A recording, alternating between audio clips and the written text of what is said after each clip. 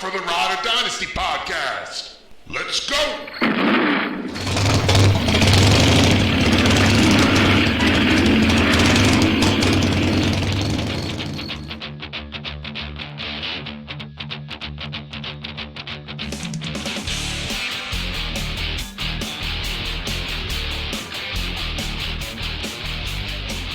Welcome to the Ride or Dynasty podcast. I am your host, JJ Wenner, and I am so happy to be here with all of the riders talking about football. Now, I'm not going to lie. Wednesdays are my second favorite day of the week. I have office hours with my students in the morning, which we end every day now with a joke competition. I always lose, by the way. I have my fantasy club with students and my buddies in the afternoon, followed by happy hour. And now, on this special day, after all of that, I get to do the 50th episode of this podcast. Ryan, can you believe we hit 50 podcasts? Wow, JJ, that is a definite milestone.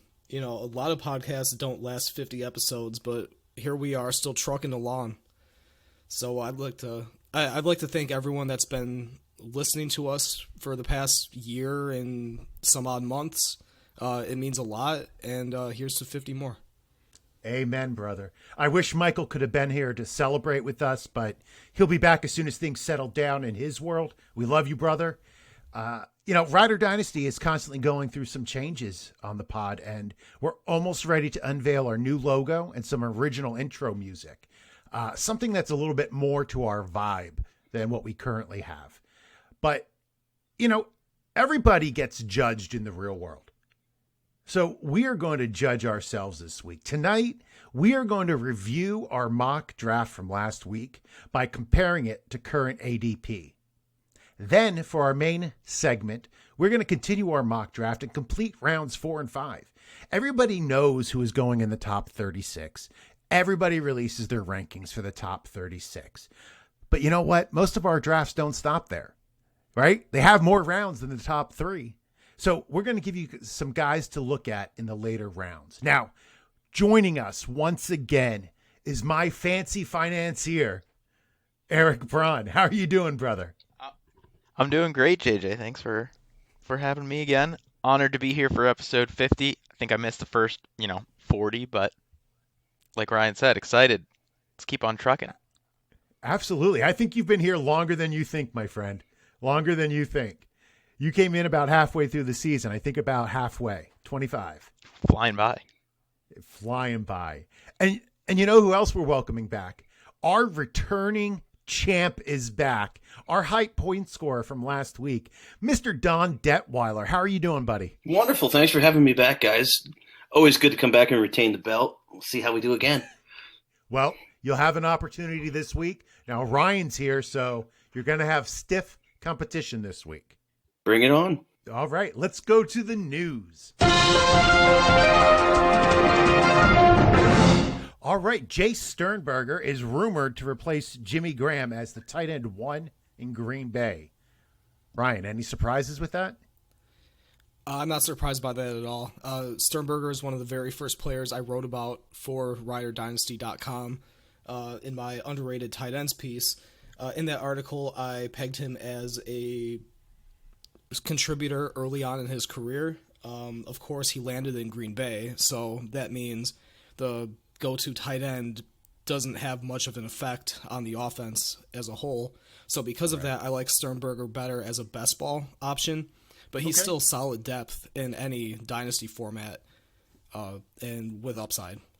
I like that. I like that a lot. All right, so other news, Jason Peters has remained in contact with the Eagles, probably by Zoom. Don, is there a reunion in the future for Jason Peters and the Eagles? It's very possible there could be. Howard Roseman's been on record as saying the door is kind of open there. They didn't do a whole lot on the offensive line in the draft, so it's one of those options where they didn't want him back at the previous number, but at a new lower rate with a reduced role. It'll be interesting. But having invested the draft capital in a first-round tackle, it's probably about time they turn that role over. Yeah, Dillard's ready to get his shot. All right. So speaking of the Eagles, a little more Eagles news. So there are reports that they're showing some interest in Carlos Hyde. Eric, how much should I get for Miles Sanders now? A third round, fourth round? Whoa. Sell him for anything I can get? Whoa there. Whoa. No, I'm sticking with Miles Sanders. I mean, Carlos Hyde's certainly a decent back. He had a pretty solid season last year with Houston, but I believe that the players in most cases are going to drive the usage more than the coaching staff. There's a lot of talk about Philadelphia being a backfield by committee approach, and that's just how Doug Peterson wants to run things. But I think a lot of that has to do with the running backs that Doug Peterson has historically had, and most of them were not as talented as Miles Sanders. I would say all of them in Philadelphia were not as talented as Miles Sanders has been and is. So I don't think this really changes anything. If you are already a Sanders fan, Carlos Hyde, even if he does get signed, I don't think is scary enough to really move you off of Sanders or to take too big of a chunk out of his role. Fair enough. So I'll hold on to my shares then. Thank you for talking me off the Carlos Hyde edge. I mean, you can sell them to me, but yeah, right. Like you're going to sell Saquon to me. Yeah. Now, in our last bit of news, it was reported that Jerick McKinnon has yet to resume cutting, which I, for one, think is wonderful news. 35% of college-age students commit self-harm, but it is known to cross all gender and all age barriers. So I'm glad you're stopped cutting. Keep working through it, Jerick. Keep working through it, brother. We're here for you. I assume that's what they meant by not cutting, right? No worries. It is concerning, though. I think McKinnon's, worth a shot for a late round pick. I shipped off a late third for him in a league, just to see if he can get a foothold in that Niners backfield. But it's a crowded group. I wouldn't put too much value on him. So with that, we're going to move on to our mock draft from last week, and let's take a look at what we did. All right. So now we're going to compare our picks to the ADP pulled by the FF Engineer from Safe Leagues, MFL Data. So these are going to be some higher cost leagues. So it will remove some of the noise from the numbers, hopefully, get us a bit of a cleaner picture of what you may actually see in your leagues. And by the way, shout out to the FF Engineer at the FF Engineer on Twitter. Go give him a follow. He's taught me everything I know. Man, he's awesome. I'm so glad he has returned to doing his podcast. Yes. Yeah. Yeah, I haven't listened to his second episode yet. I just listened to his first one, but Kevin is great. Great guy. So the first round last week. Now, our first round was split between running back and wide receiver evenly. We had 6 of each being selected. Now, Don, I looked at all the data, and you are responsible for the biggest reach according to ADP by taking Zach Moss at 1-8. Now, he is currently going at 18, so that's about 10 picks difference. What is it about Moss that made you reach for him in the back half of the first? The reason I reached for Moss, at least as far as they're concerned, reaching, I don't know about it, but we'll see, is he's the last back I had in that upper tier, that big group of backs that was going to go. And the gulf between him and the next possible running back is just enormous. And with a historic wide receiver draft, I knew that coming back around that at least a valuable wide receiver would be waiting for me. So to me, it was maximizing valuable at a premier position. The way the league is shaping up, quality backs are hard to get. Wide receivers can be found. So that was my thought process there with Moss at 8. Can't argue with you there. Now, Eric, you selected Judy at 3 overall. Now, he's currently falling to around 7 in most drafts. If you had the pick again, would you do it? Yeah, I would make the same pick. I think he's slipping a little bit too far. Certainly, he's a toss-up with CeeDee Lamb for me, and I love J.K. Dobbins in that situation in Baltimore. So, I mean, you could go either way between those 3 guys. But after that, I think Judy's just a better prospect than Akers and Swift. All right. So what happened in the second round, Ryan? Well, the second round saw 2 top quarterbacks go, along with 3 running backs and 7 wide receivers. Now, the 2 biggest disparities of the second round were KJ Hamler and Devin Duvernay. Don, you picked KJ at 20, and he's currently going at around 28. Would you do that again?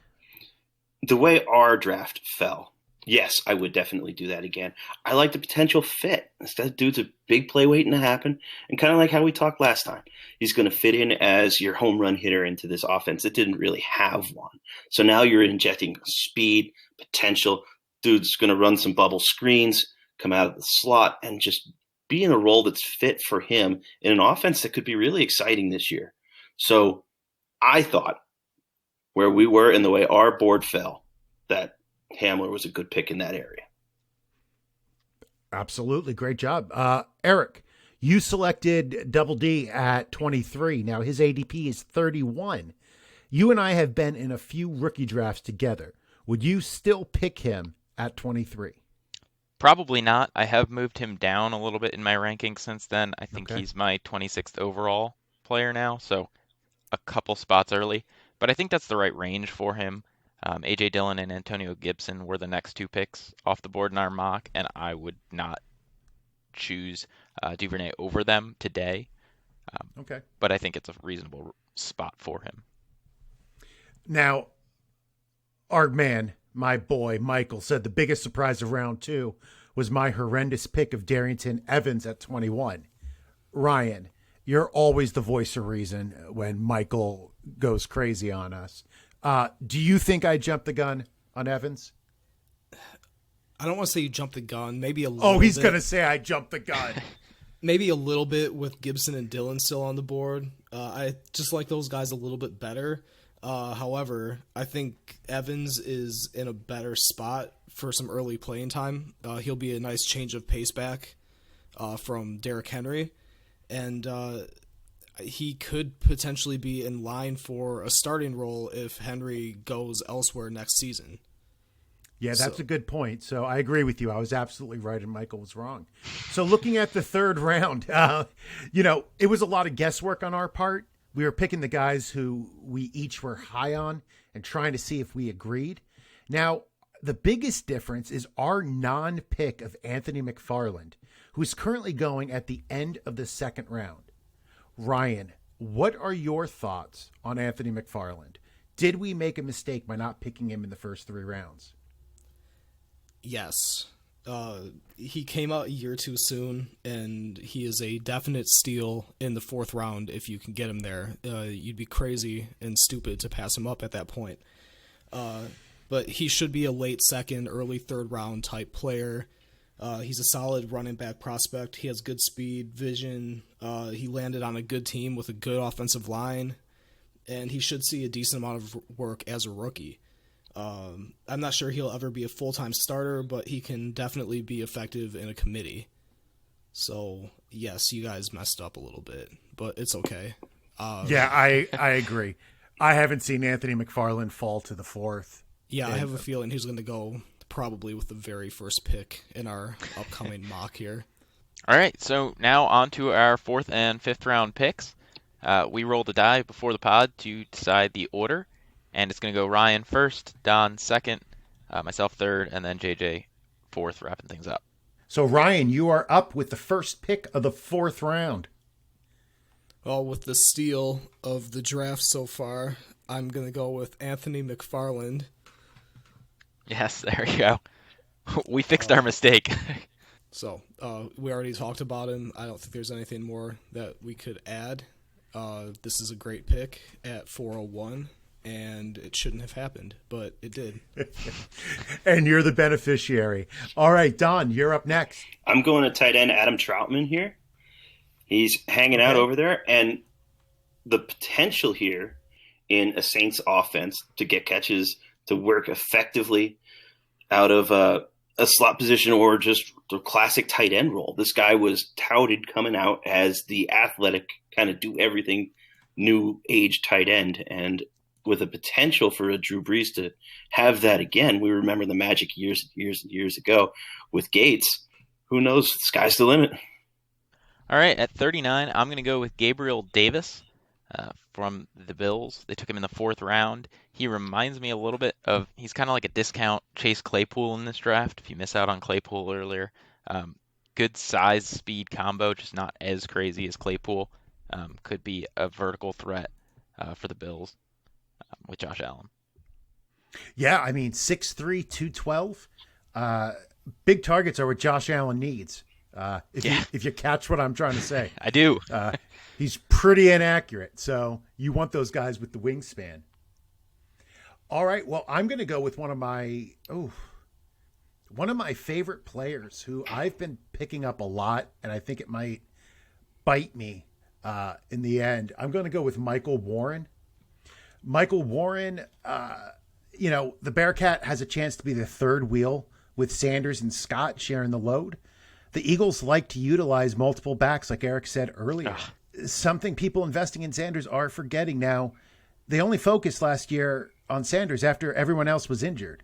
At 222, he can be the hammer of that trio. Plus, he can catch the ball, posting 46 receptions in his last 2 seasons at Cincinnati. He was one of our Devy debriefs. I know Ryan was a big fan. I'm going with Michael Warren at pick 40. I think that's a solid pick. I just hope for his sake that Carlos Hyde doesn't sign in Philadelphia. Yeah, I know. So with this next pick, I'm going to go with another Eagle here, and that is Jalen Hurts. It might seem a little soon or unconventional, but, what do they say about the vice president? You're just a heartbeat away. In Philly, he's, Wentz getting even touched away from being the starter. It seems like Wentz is good to go down at some point every year, and Hurts is going to be the guy that steps in when that happens. Yeah, and I really think that if Wentz would get hurt, I'm not saying he's injury prone. If he were to get hurt, I think Peterson would definitely put Hurts in the right position to succeed, and he is such a weapon. That's a great pick there. Don, who do you have at 42? 42, I was really kind of hoping that Jordan Love would go because in normal draft boards, this is right around the time when he's starting to come off. And it looks like Green Bay is going to move in that direction, but we have no idea how long the tutelage period is going to be. So for that reason, I'm going to take Jake Eason. And the reason I like Jake Eason is because Eason is in an obvious situation where Phil Rivers already has his next job. So it's a logical position for this guy to get his year-long tutelage for one of the best in the business and then step into the driver's seat next year. So in terms of immediacy, this year, probably not much anything. But if we're taking the long approach for the long game, that Indy offense could be something. Yeah, I don't think that's that crazy. I prefer Love, but they're kind of similar. They're both guys with good physical traits that need to sit for a little bit. And you're right. I think Eason might have a quicker path to that starting role with Rivers on his way out. When you look at the weapons around it, too, in Indy, there's T.Y. Hilton, who we would expect would be there. Michael Pittman expects to be there, and there's already a solid ground game in place, already augmented by Taylor now, with Marlon Mack already there. So the groundwork is laid to be effective, and their defense has been very good. So winning early is a possibility for Eason when he gets the reins. Yeah, definitely. Yeah. Alrighty. Well, with the 43rd pick here, I'm going to go with another receiver. I'm going to take Joe Reed, the receiver out of the University of Virginia. It's a good pick. Chargers grabbed him in the 5th round. Thank you, Ryan. The Chargers grabbed him in the 5th round, and I think he obviously has some competition with Mike Williams and Keenan Allen, who I love, but he's a pretty solid receiver with the ball in his hands. He's a good kick returner. We play in some kick return leagues. If you play in any leagues like that, keep an eye on Joe Reed. Solid ball tracking, solid hands, running back size at the receiver position. I think he's a good fit for the modern NFL. Wow, great pick. There's a lot of things going on right now that are surprising to me as far as who's falling and in what order. Somebody who I'm not super high on athletically, but I think might have an opportunity sooner than I want is LaMichael Perry. You know, he's a guy who doesn't jump off the page. He's okay at everything, but not good at anything. But he might turn out better than the sum of his parts. He only has Le'Veon Bell in front of him and a bunch of cast-offs. Adam Gase has repeatedly tried to undercut Le'Veon Bell. So I wouldn't be surprised if, Perine gets some carries this year. So I'm going with him in this place. Again, I think he has a chance to put up some numbers as a rookie. I think that's solid. Look out for Frank Gore, though. Yeah, I know. If anything, I think Frank Gore might actually be a benefit to P. Ryan. He'd be a good mentor, I think, for a young running back. We saw it with Marlon Mack and Devin Singletary last year in Buffalo. So, anyway, moving along to my pick. You guys are really going to make me do this. Make me take 2 quarterbacks in a row. Mm-hmm. I'm going to take Jordan Love because he's the best player available at this point. Like Don said, who knows how long he's going to be sitting behind Aaron Rodgers, but even if it's 2 years, for a 4th-round pick to wait a couple years and you have a starting quarterback, I think that's pretty solid value. So yeah, I can't argue with that. Ryan, how many QBs, if we're talking about like 35-man rosters, how many QBs do you generally roster in a 1 QB league? Like 4 max. Okay. That's what I was just wondering. Like, at what point, like, even if Love is going to start in 2 years, is it worth taking up a roster spot? Yeah. Hopefully there's a taxi squad. Okay. Yeah, I'm just asking a strategy question. I like your pick here. I'm surprised you fell so low, but yeah, just asking that. Don, who do you have next? Well, I'm super glad I didn't have to take double quarterback too, because Love would definitely have been the pick if he didn't just go now. The next one comes down to a choice between wide receiver potential and what you think of tight ends and how your league is structured to value the tight end position. I am playing in a league now that values the tight end position very strongly. So you can never have enough because nobody gets enough of them. So I'm going with Albert O here, playing in Denver, high quality, athletic guy. Yeah, he's a little roadblocked with Noah Fant, but they bring different things to the table. Fant's more of your classic, and O is definitely the athletic kind of split out, move around the formation kind of guy.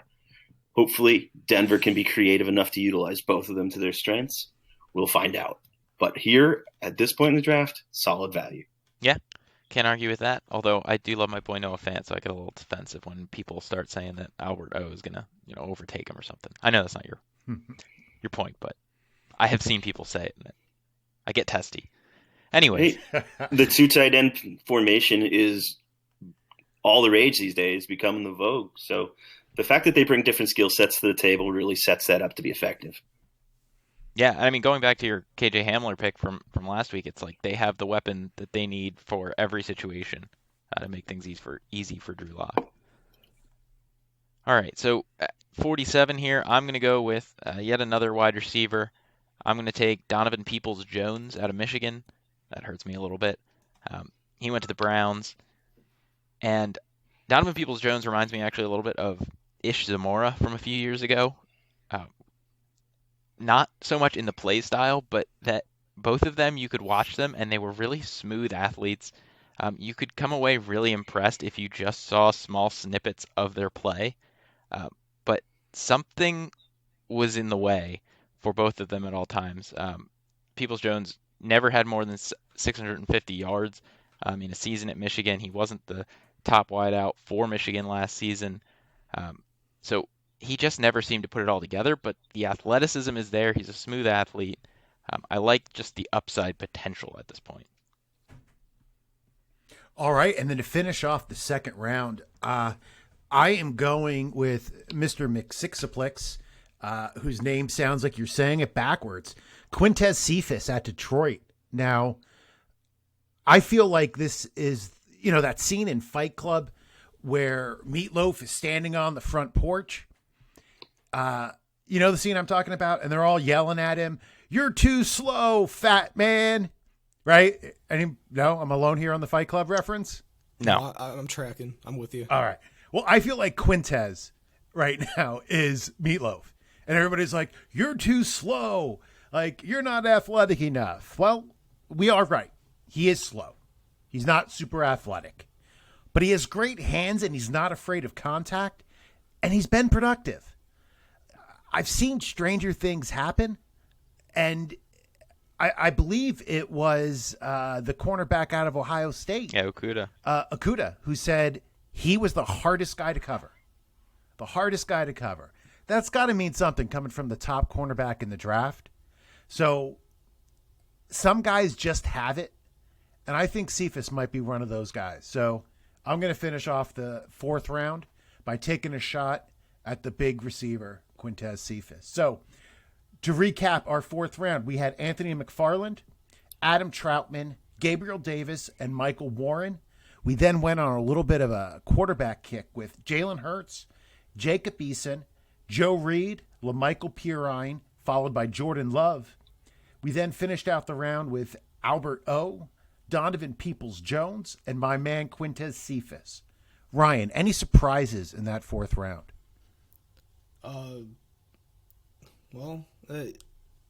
Jake Eason going above Jordan Love was a little bit of a surprise, just because of the draft capital. But I understood the reasoning behind it. So, I mean, other than that, no, not really. I think that was a pretty standard 4th round, aside from McFarland somehow being there. Don, anything stand out to you? Yeah, 4th round is kind of where you start to stock for the future here, and we're looking speculation. So the number of quarterbacks that showed up in this 4th round, all of which, interestingly, happened to be blocked. And I think it's interesting that the first guy off Jalen Hurts is the one that is most blocked out of all of them. So that was a little interesting that Hurts went above some of the others. You look at the college production, and it makes some sense. And Lord knows what Philly's going to try to do with him. But I think him before Eason and Love is a little interesting, simply because of the presence of Carson Wentz. All right, Ryan, you ready to start us off in round 5? Yeah, I'm going to kick it off with Darnell Mooney. Nice. This is a receiver I've been picking up a lot of shares of this offseason. He's just been kind of there for me in all my rookie drafts so far. I think I've picked up about 4 shares of Mooney. He's just he's a good athlete. And he's on a team where how am I trying to say this? I can't use my words right now. My brain's shutting down. He could get playtime early on in his career. Like, he's not buried on the depth chart in Chicago. Like, he could realistically be a number 3 option at receiver behind Miller and Robinson. Yeah, and he's fast, man. A 4.38. Yeah. Yikes. I love speed. Much like a supermodel, I love speed. No, come on, man. No Gia fans? No. Is that Right over my head. Crickets. That's all I get on this pod. All right, Don, who do you got for us at 50? Sign me up for KJ Hill here, wide receiver out of Ohio State, a classic burner here. With the recent success in Ohio State wide receivers and coming in the league, look at Scary Terry playing in Washington now. Burners that come out from Ohio State turn out to be productive players. The production didn't always match the measurables at Ohio State, but that's why he's sitting here and he's not at the top of the draft. In a more typical draft year, he's probably higher, but since we're looking at a historic wide receiver crop, you're getting into this later area where he would probably be inflated further on down the line or in a different normal year. So sign me up for KJ Hill. The opportunity here with the Charge is interesting. Another weapon here for a developing team. All right, I will take Isaiah Coulter. The Texans grabbed him in the 6th round. There are quite a few wide receivers in his way with Kenny Stills and Brandon Cooks and Will Fuller, but all of them have had some issues with injuries in the past. And that offense can certainly be explosive with Deshaun Watson, so it's kind of just a flyer in a high-scoring offense. Good pick. I'm going to go with, and I always think I say this guy's name wrong, James Proche. Prochet. Right. James Prochet. From Baltimore. Super productive college receiver who falls in a strange landing spot. Duvernay, Snead, and Boykin stand between him and the wide receiver 2 slot. Now, does he have a shot? Maybe wide receiver 3. I know they didn't run too many wide receiver 3 sets in Baltimore, but he's worth a dart throw. According to DLF's prospect box score scout, which I love, his closest sim is Marvin Jones. And if you're going to tell me I can get Marvin Jones in the middle of the 5th round, yeah, sign me up for that. So James Prochet at pick 52. All right. Well, thank you for sniping me there, JJ. Now, My pleasure. I think I'm going to go ahead and take Harrison Bryant, the ultra productive tight end out of FAU. Yeah, he's a little buried on Cleveland's depth chart, but he, I don't think Njoku's going to be there forever. And I know that Stefanski likes to run a lot of 2 tight end sets. And so this is it's middle of the 5th round, so this is a planning for the future kind of pick. But I think Bryant has a lot of upside, and this could end up being kind of a steal. Nice. Don? Yeah, it's pretty obvious there in Cleveland that they just don't feel like Njoku is the guy.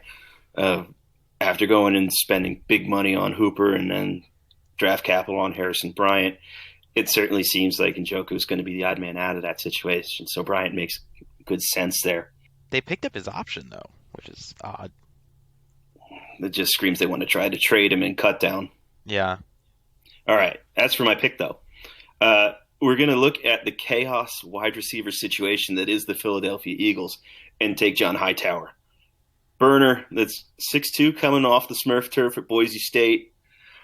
We'll see what this guy can do. He's definitely going to get a look because he has to in that wide receiver situation. So going into camp, he's going to have every opportunity to maybe carve himself out a niche and then grow with the rest of the offense as all those new wide receiver pieces kind of come together. Yeah, I'm not going to disagree with you on John Hightower. I think that's a pretty solid pick. Eric, who do you have coming in next? I will take Jason Huntley. The Lions drafted him in the 5th round. That backfield is a little tough right now with Swift, and I still kind of like Kerryon Johnson. But Huntley was a really productive receiver in college. I think your hope with this pick is that he can kind of fill in a Theo Riddick-esque passing down role, a different coaching staff, but that's kind of what you're shooting for there, value in PPR leagues. Yeah, he is a great receiver. Actually, my notes on him were Theo Riddick 2.0. And he's fast. Yeah. Fast, 4.37. Yeah, hard to argue with speed and receiving ability at running back. You know, and I'm not going to lie. Speaking of speed, I'm going to make the transition right into mine. I'm going with Quez Watkins on the Eagles. I think Don said most of what I was going to say. It's a wide open wide receiver room there, and they brought in a lot of guys who are going to fight. Quez Watkins runs a 4.35. At this point of the draft, I don't mind taking shots on fast receivers who don't have a lot in front of them, especially with a great quarterback like Carson Wentz. So Quez Watkins is my pick at 56. It's a solid pick, just throwing all the darts at those Eagles receivers. I'm going to go ahead with my final pick and take Colin Johnson. This is a player I was really high on before the season started. He actually made my list of top 15 Devy receivers, but he fell off as the year went on, but he's still a 6'5", 6'6", 220 plus huge red zone target. So at the very least, he could be a kind of a touchdown machine for you. So at the end of the 5th round, Give me that value all day. Nice. All right, so here we go. 58, my final selection. Give me a chance at Jake Fromm here. Ultra productive, coming out of Georgia into a situation here in Buffalo where we have an offense that is peaked. They're loaded at every position except they have a crazy quarterback who can't hit the broadside of a barn and loves to run around, which means he's one hit away. This gives them an opportunity here. Man, Jake Fromm is a carny. You know what I mean? Small hands, smells like cabbage. But seriously. Have you sniffed him? He has tiny hands, right? 8 7/8. What? That's small. That's smaller than Burrow. What happened? The dude can't palm a softball. What happened to Jake Fromm's Tom Brady 2.0? I didn't realize he had tiny hands. Ah, well now it's absurd. This That's feels just- Seinfeld-esque. That was just one characteristic too far. All right. Knock it off. That was my Jake Fromm joke. He can't palm a softball. 8 7/8. That's small. Those are tiny hands. It's like a baby hand. All right. Sure. Yeah. I'll take your word for it. Anyways, with pick 59, my last pick of the day, I'm going to take Thaddeus Moss, the UDFA tight end. As a Redskins fan, the entire fan base was screaming for the Redskins to take him starting around round 3.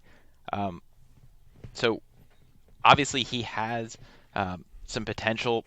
Part of the hype, I think, is just that he's Randy Moss's son, but he was a fairly productive weapon at LSU last season. He has some receiving chops, and that tight end depth chart is absurdly empty. So, I mean, he's got to beat out, Logan Thomas and Richard Rodgers, and that's about it. Do you know what the number 197 is, Eric? That's the total number of receptions that the entire non-rookie tight ends on the Redskins have as a group In their career. In their career, Yeah. 197, and 121 of those are Richard Rodgers. Yeah. All when he was on Green Bay. Like, that is a pathetic room. Yeah, it's probably the worst tight end group I've ever seen. So, what the hell? Yeah. Yeah, he was going to be my next pick, so I'm a little mad at you. But his only real competition is Jeremy Sprinkle. And last year was Sprinkle's... Bad. Yeah, last year was his best year with 26 receptions and 1 TD. Yeah. Ooh. And he looked Ooh. worse than that, too. Oh, yeah, That's a bad room. it is. That's a bad room. I'm going to stay in this position group, and I'm going to go with Dalton Keene. Now, it's funny because I saw my friend Don draft Adam Troutman, what is that, 22 picks before me? Mm-hmm. Funny thing about Dalton Keene is he is faster than Adam Troutman. Dalton is stronger than Adam Troutman. He is quicker than Adam Troutman, and he has better draft capital than Adam Troutman. Yet, he's being drafted after Adam Troutman. Why? I have no fucking idea why. It makes no sense whatsoever. He even played at a bigger school than Troutman did. Against better competition. And he's going into a needier room. Like, it's only that Aussie who sometimes gets drafted twice. I mean, the writers won't know that due to my clever editing, but sometimes that happens. But I got to go with Dalton Keene at this point of the draft. I think that he has a good shot of catching passes. I mean, Don and I were talking earlier, like some of those old vestiges of the Patriots dynasties are going to be looking pretty ragged without Brady. And I think Dalton Keene has a chance to show up. So just to review who went, Darnell Mooney, KJ Hill, Isaiah Coulter, and James Prochet started off our round 5, followed by Harrison Bryant, John Hightower, Jason Huntley, the Theo Riddick 2.0, Quez Watkins, Mr. 435, Colin Johnson, Jake Carney Fromm with the tiny hands, Thaddeus Moss, who stands alone, and Dalton Keene, who is a better version of Adam Troutman. Eric, any surprises? Oof. I gotta say I was more surprised by some of the fourth round picks with the QBs. But I think my biggest round 5 surprise would be Harrison Bryant, just because the Browns just went out and spent a boatload of cash on Austin Hooper. And Njoku is there for now. I agree he's not in their long-term plans, I think. But then they have some wide receiver options as well, so it's just a crowded group. But that said, he was taken in the 4th round, and we were at that stage where we're picking 5th, 6th rounders and UDFAs. So yeah. What the hell? Yeah, absolutely. You got to shoot your shot, especially on guys with better capital. Now, Don, any best of the rest? Any guys who are sitting out there who you just want to give a shout out to who haven't been picked? I always kind of dug Nate Stanley, an Iowa player here that was always kind of just super steady. He's a guy who has a real opportunity here to be a career backup that's just going to be super solid. And I wouldn't be surprised at all if he doesn't have an extremely long career. It's one of those guys that plays like 10 games ever, but is hanging around the league for 10 years. Nice. Eric, anybody who you see? Oof. There's still some 4th round tight ends out there, which isn't bad draft capital. Bryson Hopkins to the Rams, Colby Parkinson to the Seahawks. Neither has a great, clear path to targets, but you could do worse at this point. Okay, Ryan, you're always our good guy for this deep dive. Josiah DeGuara, I think he was a 3rd round pick to the Green Bay Packers. What is he though? Is he a fullback? Is he a tight end? H-back? He's a little bit of everything. He's okay. Just and he's a good athlete to boot. Good route runner. He won't make an impact this year, but going into the future, who knows? Yeah, I can definitely see that. For me, I agree with a couple of those. Colby Parkinson's a big target. Jake Luton in Jacksonville. He's not very athletic, but Minshew's been benched, so he's competing with Glennon and Josh Dobbs, so he has a shot. But I guess my best of the rest would be Kalijah Lipscomb for the Chiefs. He's a UDFA who received one of the either the highest or the second highest signing bonuses of any UDFA. I always try to get pieces of good offenses, and he's on the Chiefs. So I think he's a shot in the later rounds.